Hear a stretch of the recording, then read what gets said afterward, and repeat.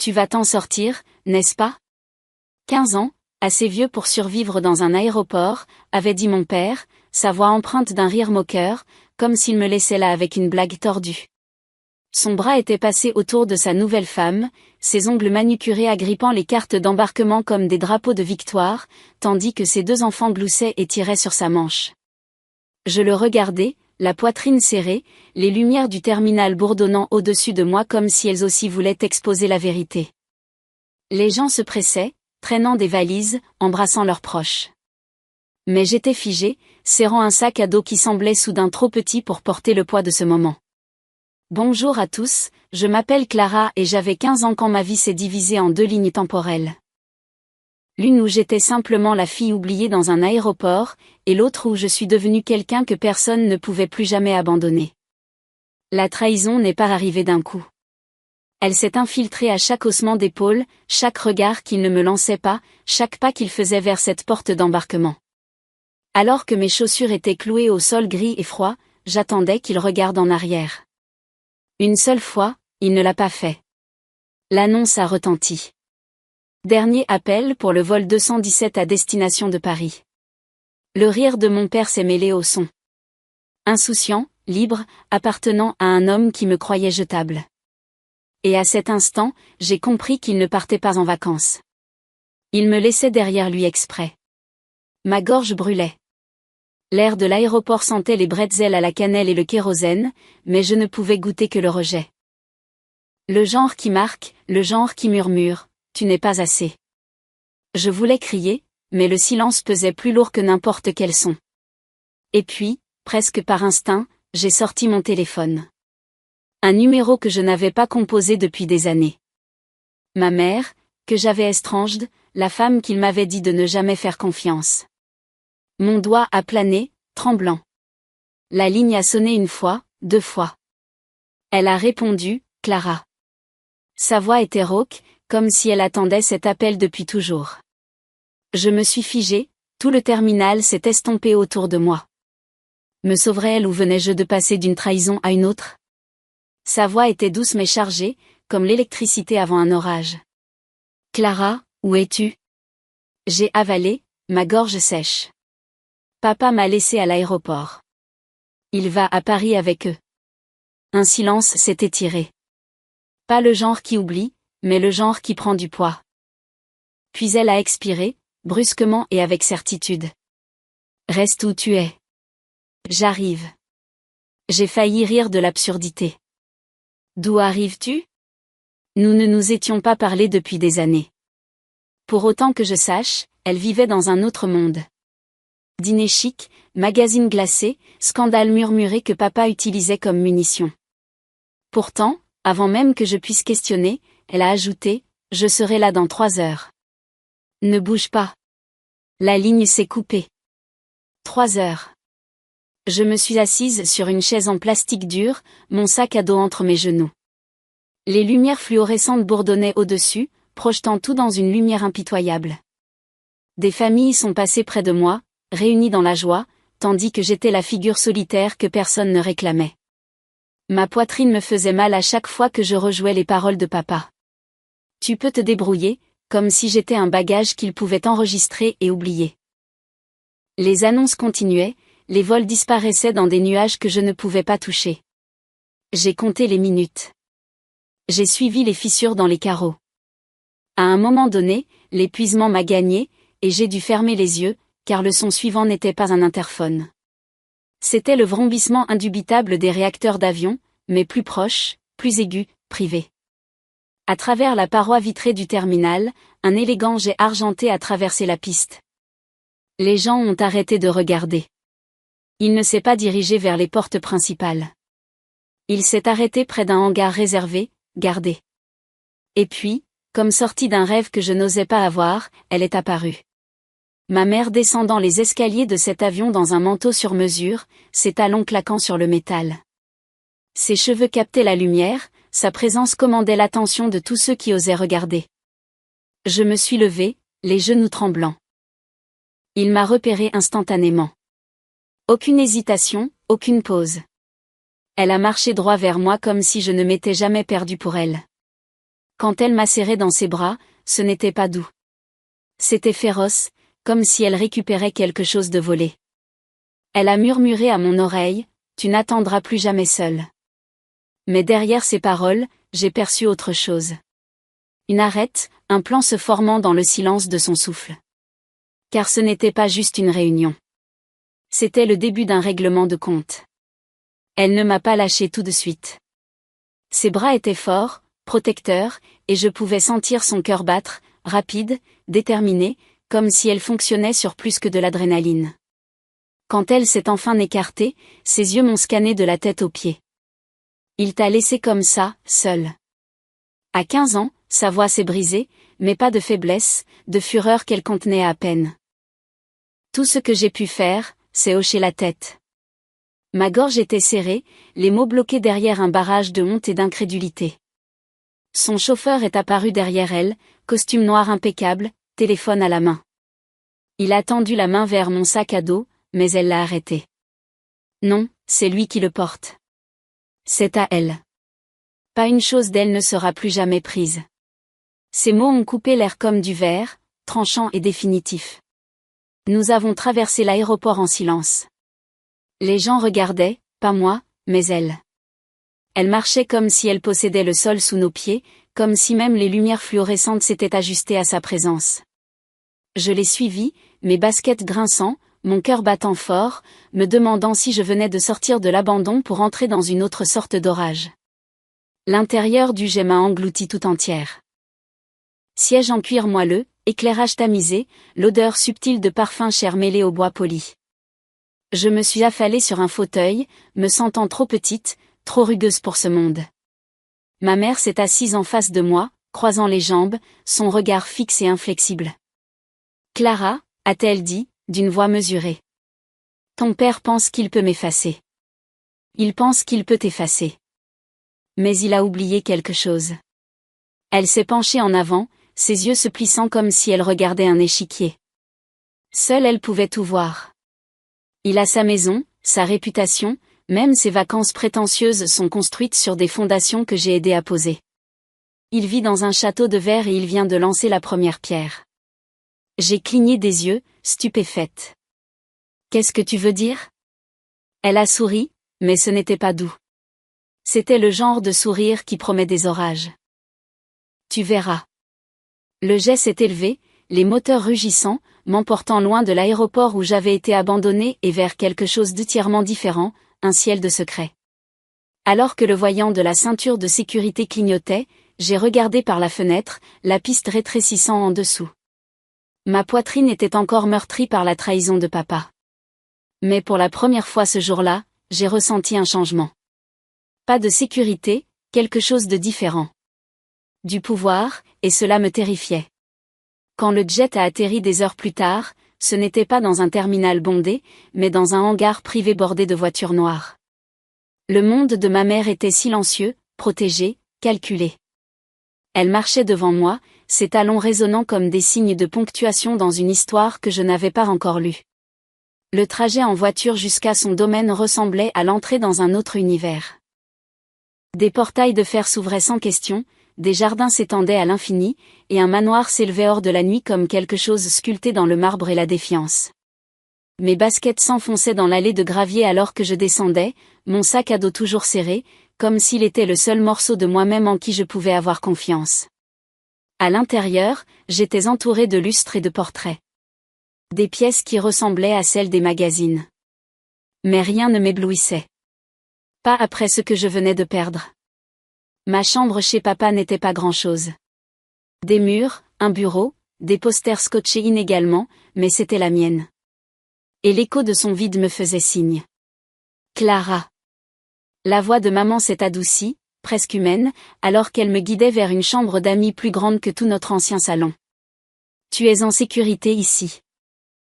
Il ne te touchera plus. Je voulais la croire, mais une partie de moi se demandait, était-ce de la sécurité ou juste une autre sorte de cage ? Les jours se sont brouillés. Son personnel me traitait avec une déférence que je ne reconnaissais pas. Les petits déjeuners arrivaient sur des plateaux d'argent. Des tuteurs ont été mentionnés, des garde-robes discutés. Mais la nuit, quand la maison devenait calme, je l'entendais dans son bureau au téléphone, sa voix aussi acérée que des couteaux. Mon nom, le nom de mon père, des mots légaux que je ne comprenais pas entièrement. Garde d'enfants, actif, violation. Et puis un soir, elle m'a invité à entrer. La lampe de bureau sculptait des ombres sur son visage, mais ses yeux brillaient de quelque chose de dangereux. Elle m'a fait glisser un dossier. À l'intérieur se trouvaient des papiers, des documents juridiques, des photographies, des comptes que je ne savais pas exister. Il ne s'agit pas seulement de lui t'abandonnant, a-t-elle dit. Il s'agit de l'empire qu'il a construit en faisant semblant que tu n'existes pas. Il t'a laissé à l'aéroport comme un bagage. Maintenant, il va payer pour ça. Au tribunal, en réputation, en silence. Mon estomac s'est tordu. J'aurais dû me sentir vengée, mais à la place, je me suis sentie froide, comme si j'étais enrôlée dans une guerre que je n'avais pas choisie. Et pourtant, quand elle a demandé doucement, « Es-tu avec moi ?», je me suis retrouvée à hocher la tête, car la vengeance n'était plus seulement la sienne. C'était la mienne aussi. Mais ce que je ne savais pas alors, c'est que la vengeance a des couches. Certaines brûlent vos ennemis et d'autres vous consument de l'intérieur. Le premier coup a porté le jour où mon père est rentré de Paris. Il s'attendait à me trouver boudeuse dans ma chambre, attendant peut-être des excuses qu'il ne ferait jamais. Au lieu de cela, il l'a trouvée dépouillée, les posters arrachés, les vêtements partis, les tiroirs du bureau vides, et sur son oreiller. Une épaisse enveloppe scellée du sceau de l'avocat de ma mère. Il m'a appelé 30 fois cette nuit-là.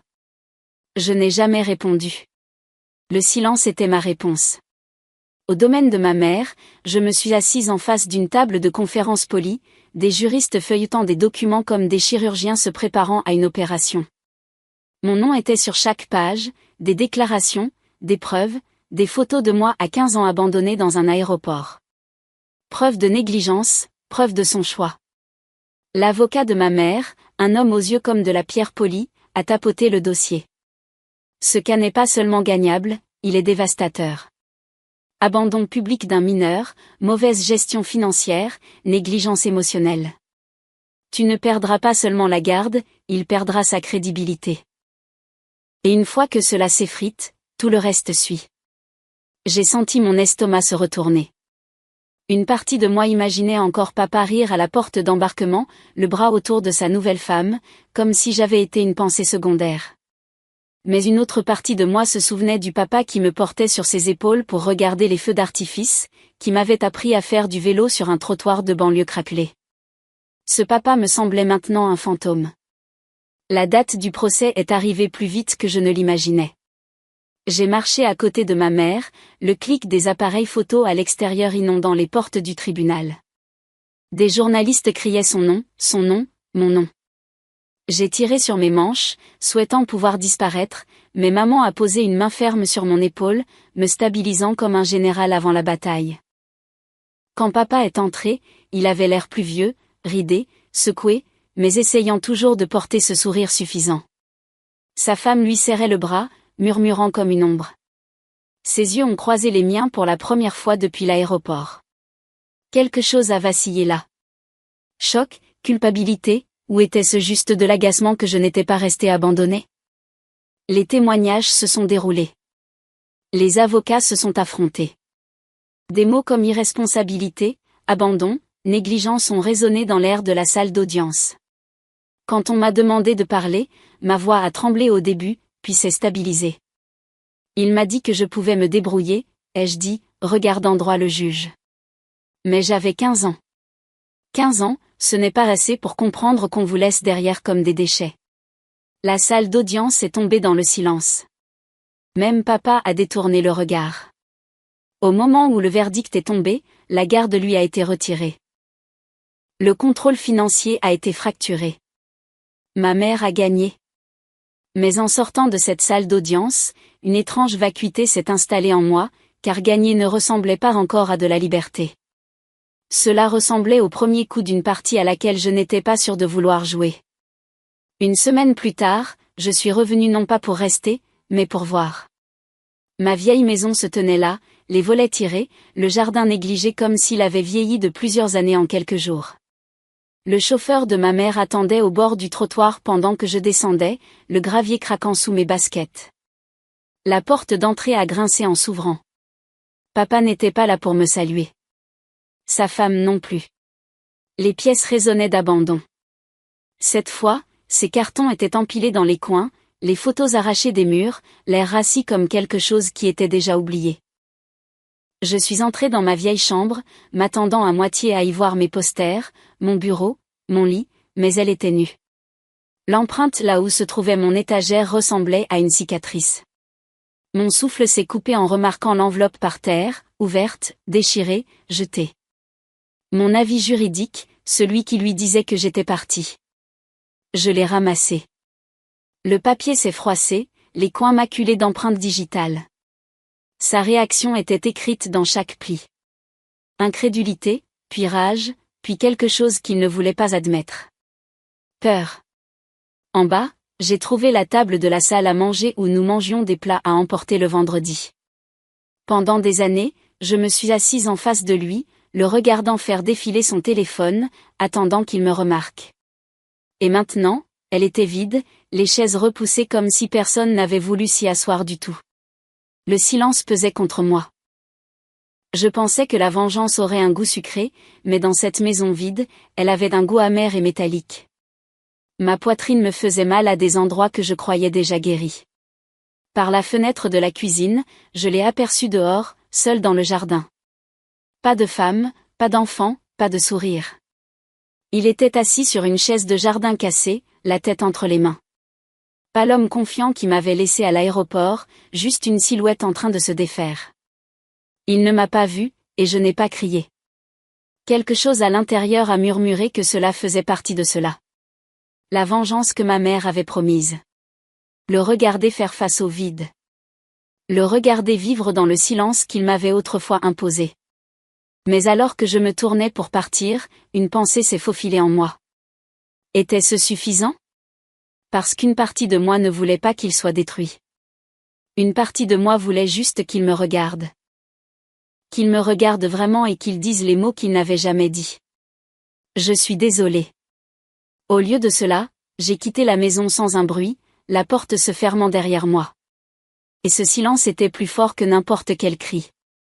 Cela s'est produit 2 nuits plus tard, lors d'une fête de quartier à laquelle je n'avais pas prévu d'assister.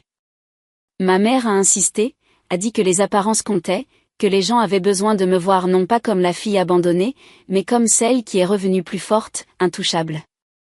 Les lumières de la salle de réception brillaient d'une chaleur douce, le rire et le bavardage se répandaient dans l'air. Je me tenais près du fond, un verre d'eau pétillante à la main, me sentant comme un fantôme dans une robe trop chère pour ma peau. Et puis il est entré. Mon père.